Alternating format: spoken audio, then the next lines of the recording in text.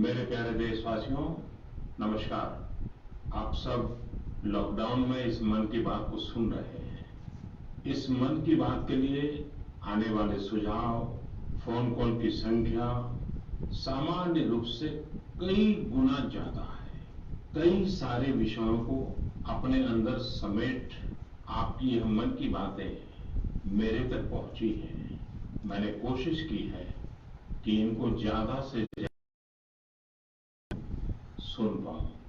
आपकी बातों से कई ऐसे पहलू जानने को मिले हैं जिन पर इस आपाधापी में ध्यान ही नहीं जाता है। मेरा मन करता है कि युद्ध के बीच हो रही इस मन की बात में उन्हीं कुछ पहलुओं को आप सभी देशवासियों के साथ बांटूं। साथियों, भारत की कोरोना के खिलाफ लड़ाई सही मायने में पीपल ड्रिवन है। भारत में कोरोना के खिलाफ लड़ाई जनता लड़ रही है, आप लड़ रहे हैं। जनता के साथ मिलकर शासन प्रशासन लड़ रहा है। भारत जैसा विशाल देश जो विकास के लिए प्रयत्नशील है, गरीबी से निर्णायक लड़ाई लड़ रहा है। उसके पास कोरोना से लड़ने और जीतने का यही एक तरीका है। और हम भाग्यशाली हैं कि आज पूरा देश का हर नागरिक, जन जन इस लड़ाई का सिपाही है, लड़ाई का नेतृत्व कर रहा है। आप कहीं भी नजर डालिए, आपको एहसास हो जाएगा कि भारत की लड़ाई पीपल ड्रिवन है। जब पूरा विश्व इस महामारी के संकट से जूझ रहा है, भविष्य होगी, उसकी तौर तरीकों की चर्चा होगी। मुझे विश्वास है कि भारत की पीपल ड्रिवन लड़ाई, इसकी जरूर चर्चा होगी। पूरे देश में, गली मोहल्लों में, जगह जगह पर आज लोग एक दूसरे की सहायता के लिए आगे आए हैं। गरीबों के लिए खाने से लेकर राशन की व्यवस्था हो, लॉकडाउन का पालन हो, अस्पतालों की व्यवस्था हो, मेडिकल इक्विपमेंट का देश में ही निर्माण हो। आज पूरा देश एक लक्ष्य, एक दिशा, साथ साथ चल रहा है। ताली, थाली, दिया, मोमबत्ती, इन सारी चीजों ने जो भावनाओं को जन्म दिया, जिस जज्बे से देशवासियों ने कुछ न कुछ करने की ठान ली, हर किसी को इन बातों ने प्रेरित किया है। शहर हो या गांव, ऐसा लग रहा है जैसे देश में एक बहुत बड़ा महायज्ञ चल रहा है, जिसमें हर कोई अपना योगदान देने के लिए आतुर है। हमारे किसान भाई बहनों को ही देखिए, एक तरफ वो इस महामारी के बीच अपने खेतों में दिन रात मेहनत कर रहे हैं और इस बात की भी चिंता कर रहे हैं कि देश में कोई भी भूखा न सोए। हर कोई अपने सामर्थ्य के हिसाब लड़ रहा है। कोई किराया माफ कर रहा है, तो कोई अपनी पूरी पेंशन या पुरस्कार में मिली राशि को पीएम कैश में जमा करा रहा है। कोई खेत की सारी सब्जियां दाम दे रहा है, तो कोई हर रोज सैकड़ों गरीबों को मुफ्त भोजन करा रहा है। कोई मास्क बना रहा है। कहीं हमारे मजदूर भाई बहन क्वारंटीन में रहते हुए जिस स्कूल में रह रहे हैं, उसकी रंगाई पुताई कर रहे हैं। साथियों, दूसरों की मदद के लिए आपके भीतर, हृदय की किसी कोने में जो ये उमड़ता घुमड़ता भाव है ना, वही कोरोना के खिलाफ भारत की इस लड़ाई को ताकत दे रहा है। वही इस लड़ाई को सच्चे मायने में पीपल ड्रिवन बना रहा है। और हमने देखा है पिछले कुछ साल में हमारे देश में यह मिजाज बना है, निरंतर मजबूत होता रहा है। चाहे करोड़ों लोगों का गैस सब्सिडी छोड़ना हो, लाखों सीनियर सिटीजन का रेलवे सब्सिडी छोड़ना हो, स्वच्छ भारत अभियान का नेतृत्व लेना हो, टॉयलेट बनाने हो, अनगिनत बातें ऐसी है। इन सारी बातों से पता चलता है हम सबको एक मन, एक मजबूत धागे से पिरो दिया है, एक होकर देश के लिए कुछ करने की प्रेरणा दी है। मेरे प्यारे देशवासियों, मैं पूरी नम्रता पूर्वक, बहुत ही आदर के साथ आज 130 करोड़ देशवासियों की इस भावना को सर झुका करके नमन करता हूं। आप अपनी भावना के अनुरूप देश के लिए अपनी रुचि के हिसाब से अपने समय के अनुसार कुछ कर सके, इसके लिए सरकार ने एक डिजिटल प्लेटफॉर्म भी तैयार किया है। ये प्लेटफॉर्म है covidwarriors.gov.in। मैं दोबारा बोलता हूं, covidwarriors.gov.in। सरकार ने इस प्लेटफॉर्म के माध्यम से तमाम सामाजिक संस्थाओं के वॉलंटियर्स, सिविल सोसाइटी के प्रतिनिधि और स्थानीय प्रशासन को एक दूसरे से जोड़ दिया है। बहुत ही कम समय में इस पोर्टल से 1.25 करोड़ लोग जुड़ चुके हैं। इनमें डॉक्टर, नर्सिस से लेकर हमारी आशा, एएनएम बहनें, हमारे एनसीसी, एनएसएस के साथी, अलग अलग फील्ड के तमाम प्रोफेशनल्स, उन्होंने इस प्लेटफॉर्म को अपना प्लेटफॉर्म बना लिया है। ये लोग स्थानीय स्तर पर क्राइसिस मैनेजमेंट प्लान बनाने वालों में और उसकी पूर्ति में भी बहुत मदद कर रहे हैं। आप भी covidwarriors.gov.in से जुड़कर देश की सेवा कर सकते हैं, कोविड वॉरियर बन सकते हैं। साथियों, हर मुश्किल हालात, हर लड़ाई कुछ न कुछ सबक देती है, कुछ न कुछ सिखा करके जाती है, सीख देती है, कुछ संभावनाओं के मार्ग बनाती है और कुछ नई मंजिलों की दिशा भी देती है। इस परिस्थिति में आप सब देशवासियों ने जो संकल्प शक्ति दिखाई है, उससे भारत में एक नए बदलाव की शुरुआत भी हुई है। हमारे बिजनेस, हमारे दफ्तर, हमारे शिक्षण संस्थान, हमारा मेडिकल सेक्टर, हर कोई तेजी से नए तकनीकी बदलावों की तरफ भी बढ़ रहे हैं।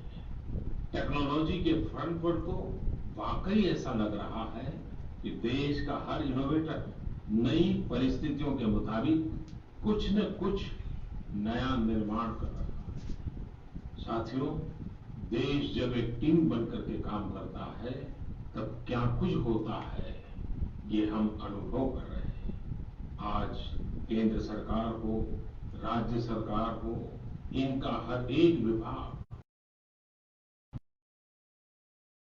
मिलजुल करके पूरी स्पीड से काम कर रहे हैं। हमारे एविएशन सेक्टर में काम कर रहे लोग हो, रेलवे कर्मचारी हो, ये दिन रात मेहनत कर रहे हैं ताकि देशवासियों को कम से कम समस्या हो। आप में से शायद बहुत लोगों को मालूम होगा कि देश के हर हिस्से में दवाइयों को पहुंचाने के लिए लाइफलाइन उड़ान नाम से एक विशेष अभियान चल रहा है। हमारे इन साथियों ने इतने कम समय में देश के भीतर ही 3 लाख किलोमीटर की हवाई उड़ान भरी है और 500 टन से अधिक मेडिकल सामग्री देश के कोने कोने में आप तक पहुंचाया है। इसी तरह रेलवे के साथ ही लॉकडाउन में भी लगातार मेहनत कर रहे हैं ताकि देश के आम लोगों को जरूरी वस्तुओं की कमी न हो। इस काम के लिए भारतीय रेलवे करीब करीब 60 से अधिक रेल मार्ग पर 100 से भी ज्यादा पार्सल ट्रेन चला रही है। इसी तरह दवाओं की आपूर्ति में हमारे डाक विभाग के लोग बहुत अहम भूमिका निभा रहे हैं। हमारे ये सभी साथी सच्चे अर्थ में कोरोना के वॉरियर ही हैं। साथियों, प्रधानमंत्री गरीब कल्याण पैकेज के तहत गरीबों के अकाउंट में पैसे सीधे ट्रांसफर किए जा रहे हैं। वृद्धावस्था पेंशन जारी की गई है। गरीबों को 3 महीने के मुफ्त गैस सिलेंडर, राशन जैसी सुविधाएं भी दी जा रही हैं। इन सब कामों में सरकार के अलग अलग विभागों के लोग, बैंकिंग सेक्टर के लोग एक टीम की तरह दिन रात काम कर रहे हैं और मैं हमारे देश की राज्य सरकारों की भी इस बात के लिए प्रशंसा करूंगा कि वो इस महामारी से निपटने में बहुत सक्रिय भूमिका निभा रही है। स्थानीय प्रशासन, राज्य सरकारें जो जिम्मेदारी निभा रही हैं, उसकी कोरोना के खिलाफ लड़ाई में बहुत बड़ी भूमिका है। उनका ये परिश्रम बहुत प्रशंसनीय है। मेरे प्यारे देशवासियों, देश भर से स्वास्थ्य सेवाओं से जुड़े लोगों ने अभी हाल ही में जो अध्यादेश लाया गया है, उस पर अपना संतोष व्यक्त किया है। इस अध्यादेश में कोरोना वॉरियर्स के साथ हिंसा, उत्पीड़न और उन्हें किसी रूप में चोट पहुंचाने वालों के खिलाफ बेहद सख्त सजा का प्रावधान किया गया है। हमारे doctor, nurses, paramedical staff, community health workers और ऐसे सभी लोग जो देश को कोरोना मुक्त बनाने में दिन रात जुटे हुए हैं, उनकी रक्षा करने के लिए ये कदम बहुत जरूरी था। मेरे प्यारे देशवासियों, हम सब अनुभव कर रहे हैं कि महामारी के खिलाफ इस लड़ाई के दौरान हमें अपने जीवन को, समाज को, हमारे आसपास हो रही घटनाओं को एक फ्रेश नजरिए से देखने का अवसर भी मिला है। समाज के नजरिए में भी व्यापक बदलाव आया है। आज अपने जीवन से जुड़े हर व्यक्ति की अहमियत का हमें आभास हो रहा है। हमारे घर में काम करने वाले लोग हो, हमारी जरूरतों को पूरा करने के लिए काम करने वाले हमारे सामान्य कामगार हो, पड़ोस की दुकानों में काम करने वाले लोग हो, इन सब की कितनी बड़ी भूमिका है, हमें ये अनुभव हो रहा है। इसी तरह जरूरी सेवाओं की डिलीवरी करने वाले लोग, मंडियों में काम करने वाले हमारे मजदूर भाई बहन, हमारे आस पड़ोस के ऑटो चालक, रिक्शा चालक, आज हम अनुभव कर रहे हैं कि इन सब के बिना हमारा जीवन कितना मुश्किल हो सकता है।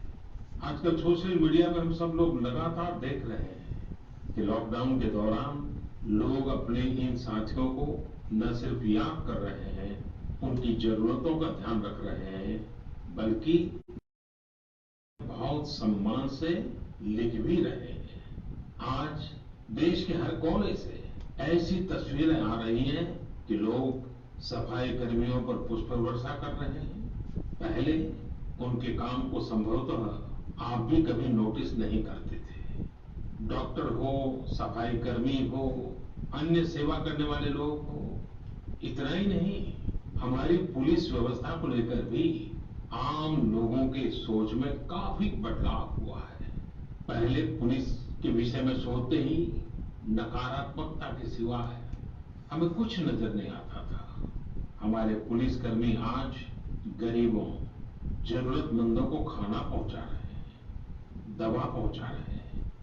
जिस तरह से हर मदद के लिए पुलिस सामने आ रही है, इससे पुलिसिंग का मानवीय और संवेदनशील पक्ष हमारे सामने उभर करके आया है, हमारे मन को झकझोर दिया है, हमारे दिल को छू लिया है।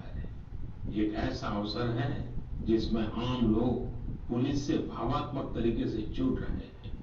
हमारे पुलिसकर्मियों ने इसे जनता की सेवा के एक अवसर के रूप में लिया है और मुझे पूरा विश्वास है इन घटनाओं से आने वाले समय में सच्चे अर्थ में बहुत ही सकारात्मक बदलाव आ सकता है और हम सब ने इस सकारात्मकता को कभी भी नकारात्मकता के रंग से रंगना नहीं है।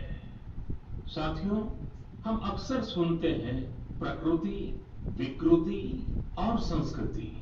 इन शब्दों को एक साथ देखें और इसके पीछे के भाव को देखें तो आपको जीवन को समझने का भी एक नया द्वार खुलता हुआ दिखेगा। अगर मानव प्रकृति की चर्चा करें तो ये मेरा है, मैं इसका उपयोग करता हूं। इसको और इस भावना को बहुत स्वाभाविक माना जाता है, किसी को इसमें कोई ऐतराज नहीं होता। इसे हम प्रकृति कह सकते हैं।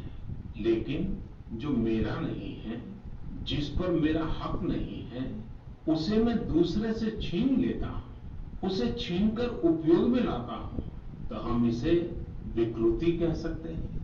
इन दोनों से परे, प्रकृति और विकृति से ऊपर जब कोई संस्कारित मन सोचता है या व्यवहार करता है, तो हमें संस्कृति नजर आती है। जब कोई अपने हक की चीज, अपनी मेहनत से कमाई चीज, अपने लिए जरूरी चीज, कम हो या अधिक, इसकी परवाह किए बिना किसी व्यक्ति की जरूरत को देखते हुए खुद की चिंता छोड़कर अपने हक के हिस्से को बांट करके किसी दूसरे की जरूरत पूरी करता है, वही तो संस्कृति है। साथियों, जब कसौटी का काल होता है, तब इन गुणों का परीक्षण होता है। आपने पिछले दिनों देखा होगा कि भारत ने अपने संस्कारों के अनुरूप, हमारी सोच के अनुरूप, हमारी संस्कृति का निर्वहन करते हुए कुछ फैसले लिए। संकट की इस घड़ी में दुनिया के लिए भी, समृद्ध देशों के लिए भी दवाइयों का संकट बहुत ज्यादा रहा है। एक ऐसा समय है कि अगर भारत दुनिया को दवाइयां न भी दे, तो कोई भारत को दोषी नहीं मानता। हर देश समझ रहा है कि भारत के लिए भी उसकी प्राथमिकता अपने नागरिकों का जीवन बचाना है।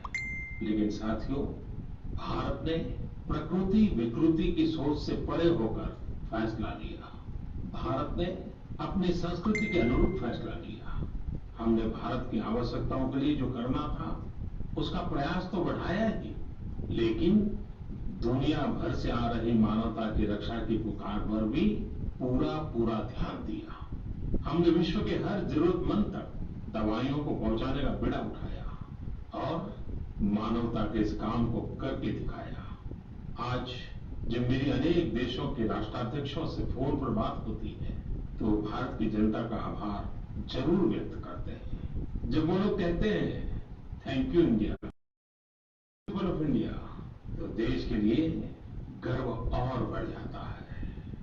इसी तरह इसमें दुनिया भर में भारत के आयुर्वेद और योग के महत्व को भी लोग बड़े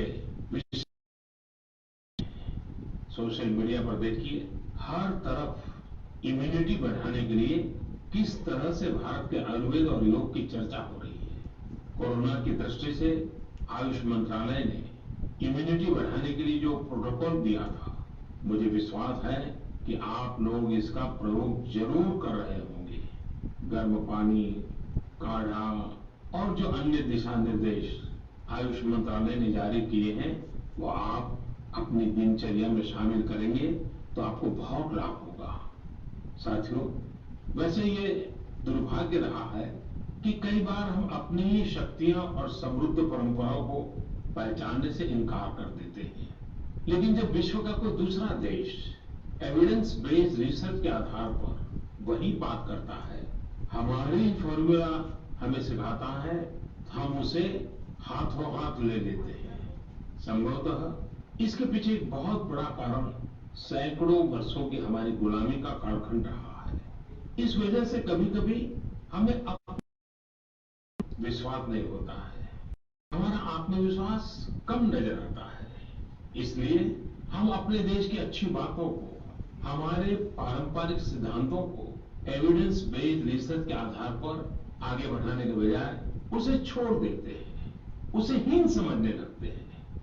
भारत की युवा पीढ़ी को अब इस चुनौती को स्वीकार करना होगा। जैसे विश्व ने योग को सहज स्वीकार किया है, वैसे ही हजारों वर्षों पुराने हमारे आयुर्वेद के सिद्धांतों को भी विश्व अवश्य स्वीकार करेगा। हाँ, इसके लिए युवा पीढ़ी को संकल्प लेना होगा और दुनिया जिस भाषा में समझती है, उस वैज्ञानिक भाषा में हमें समझाना होगा, कुछ करके दिखाना होगा।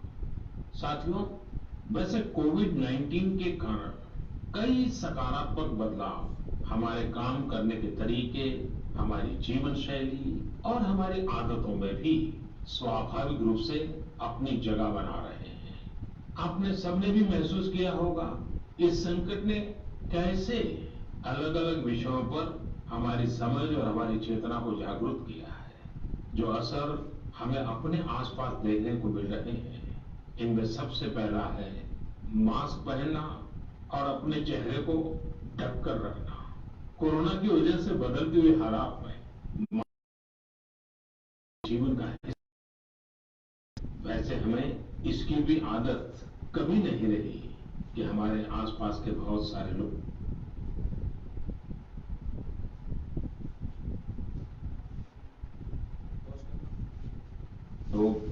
मास्क में दिखे, लेकिन अब हो यही रहा है। हाँ, इसका ये मतलब नहीं है कि जो मास्क लगाते हैं वे सभी बीमार हैं। और जब मैं मास्क की बात करता हूं तो मुझे पुरानी बात याद आती है।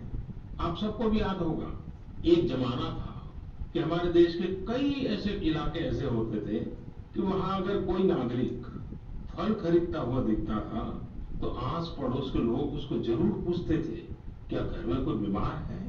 यानी फल मतलब बीमारी में ही खाया जाता है, ऐसी एक धारणा बनी हुई थी।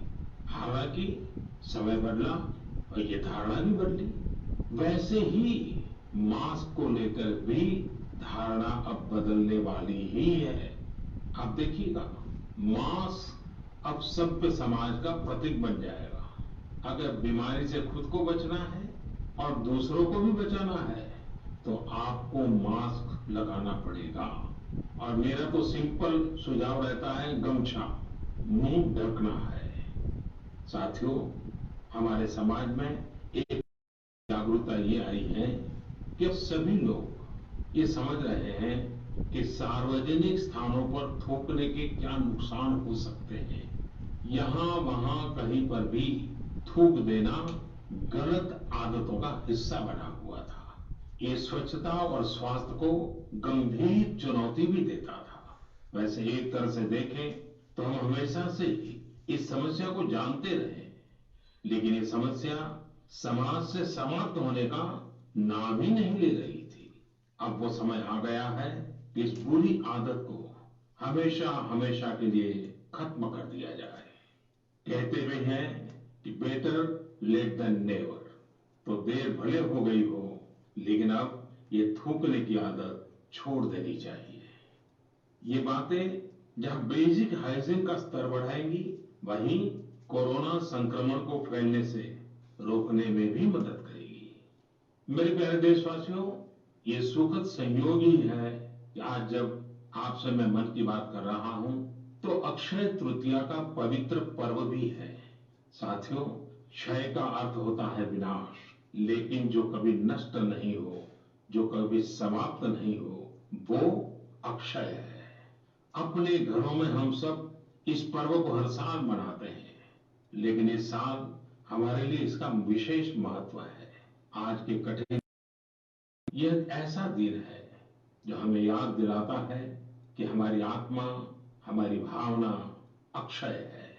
यह दिन हमें याद दिलाता है कि चाहे कितनी भी कठिनाइयां रास्ता रोके, चाहे कितनी भी आपदाएं आए, चाहे कितनी भी बीमारियों का सामना करना पड़े, इनसे लड़ने और जूझने की मानवीय भावनाएं अक्षय है। माना जाता है कि यही वो दिन है जिस दिन भगवान श्री कृष्ण और भगवान सूर्यदेव के आशीर्वाद से पांडवों को अक्षय पात्र मिला था। अक्षय पात्र यानी एक ऐसा बर्तन जिसमें भोजन कभी समाप्त नहीं होता है। हमारे अन्नदाता किसान हर परिस्थिति में देश के लिए, हम सब के लिए इसी भावना से परिश्रम करते हैं। इन्हीं के परिश्रम से आज हम सब के लिए, लोगों के लिए देश के पास अक्षय अन्न भंडार है। इस अक्षय तृतीया पर हमें अपने पर्यावरण, जंगल के बारे में भी सोचना चाहिए, जो हमारे जीवन में महत्वपूर्ण भूमिका निभाते हैं। अगर हम अक्षय रहना चाहते हैं तो हमें पहले यह सुनिश्चित करना होगा कि हमारी धरती अक्षय रहे।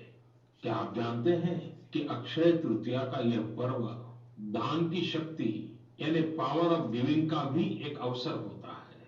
हम हृदय की भावना से जो कुछ भी देते हैं, वास्तव में महत्व उसी का होता है। यह बात महत्वपूर्ण नहीं है कि हम क्या देते हैं और कितना देते हैं। संकट के इस दौर में हमारा छोटा सा प्रयास हमारे आसपास के बहुत से लोगों के लिए बहुत बड़ा संबल बन सकता है। साथियों, जैन परंपरा में भी यह बहुत पवित्र दिन है, क्योंकि पहले तीर्थंकर भगवान ऋषभदेव के जीवन का यह एक महत्वपूर्ण दिन रहा है। ऐसे में जैन समाज इसे एक पर्व के रूप में मनाता है और इसलिए ये समझना आसान है कि क्यों इस दिन को लोग किसी भी शुभ कार्य को प्रारंभ करना पसंद करते हैं। चूंकि आज कुछ नया शुरू करने का दिन है, तो ऐसे में क्या हम सब मिलकर अपने प्रयासों से अपनी धरती को अक्षय और अविनाशी बनाने का संकल्प ले सकते हैं। साथियों, आज भगवान बसवेश्वर जी की भी जयंती है। ये मेरा सौभाग्य रहा है कि मुझे भगवान बसवेश्वर की स्मृतियां और उनके संदेश से बार बार जुड़ने का सीखने का है। देश और दुनिया में भगवान बसवेश्वर के सभी अनुयायियों को उनकी जयंती पर बहुत बहुत शुभकामनाएं। साथियों, रमजान का भी पवित्र महीना शुरू हो चुका है। जब पिछली बार रमजान मनाया गया था, तो किसी ने सोचा भी नहीं था कि इस बार रमजान में इतनी बड़ी मुसीबतों का भी सामना करना पड़ेगा। लेकिन अब जब पूरे विश्व में ये मुसीबत आ ही गई है, तो हमारे सामने अवसर है इस रमजान को संयम, सद्भावना, संवेदनशीलता और सेवा भाव का प्रतीक बनाएं। इस बार हम पहले से ज्यादा इबादत करें, ताकि ईद आने से पहले दुनिया कोरोना से मुक्त हो जाए और हम पहले की तरह उमंग और उत्साह के साथ ईद मनाएं। मुझे विश्वास है कि रमजान के इन दिनों में स्थानीय प्रशासन के दिशा निर्देशों का पालन करते हुए कोरोना के खिलाफ चल रही इस लड़ाई को हम और मजबूत करेंगे। सड़कों पर, बाजारों में, मोहल्लों में फिजिकल डिस्टेंसिंग के नियमों का पालन अभी बहुत आवश्यक है। मैं आज उन सभी कम्युनिटी लीडर्स के प्रति भी आभार प्रकट करता हूं, जो 2 गज दूरी और घर से बाहर नहीं निकलने को लेकर लोगों को जागरूक कर रहे हैं। वाकई कोरोना ने इस बार भारत समेत दुनिया भर में त्योहार का स्वरूप ही बदल दिया है, रंग रूप बदल दिए हैं। अभी पिछले दिनों ही हमारे यहाँ भी Bihu, Baisakhi, Puthandu, Vishu, Korea new year, ऐसे अनेक त्योहार आए। हमने देखा कि लोगों ने कैसे इन त्योहारों को घर में रहकर और बड़ी सादगी के साथ और समाज के प्रति शुभ चिंतन के साथ त्योहारों को मनाया। आमतौर पर वे इन त्योहारों को अपने दोस्तों और परिवारों के साथ पूरे उत्साह और उमंग के साथ मनाते थे। घर के बाहर निकलकर अपनी खुशी साझा करके संयम बरता, लॉकडाउन के नियमों का पालन किया। हमने देखा है कि इस बार हमारे ईसाई दोस्तों ने ईस्टर भी घर पर ही मनाया है। अपने समाज, अपने देश के प्रति ये जिम्मेदारी निभाना आज की बहुत बड़ी जरूरत है। तभी हम कोरोना के फैलाव को रोक पाने में सफल होंगे, कोरोना जैसी वैश्विक महामारी को परास्त कर पाएंगे। मेरे प्यारे देशवासियों, इस वैश्विक महामारी के संकट के बीच आपके परिवार के एक सदस्य के नाते, और आप सब भी मेरे ही परिवारजन हैं, तब कुछ संकेत करना, कुछ सुझाव देना, ये मेरा दायित्व भी बनता है। मेरे देशवासियों से मैं आपसे आग्रह करूंगा, हम कतई मास में न फंस जाएं। हम ऐसा विचार न पाल लें कि हमारे शहर में, हमारे गांव में, हमारी गली में, हमारे दफ्तर में अभी तक कोरोना पहुंचा नहीं है, इसलिए अब पहुंचने वाला नहीं है। देखिए, ऐसी गलती कभी मत पालना। दुनिया का अनुभव हमें बहुत कुछ कह रहा है और हमारे यहाँ तो बार बार कहा जाता है, सावधानी हटी तो दुर्घटना घटी।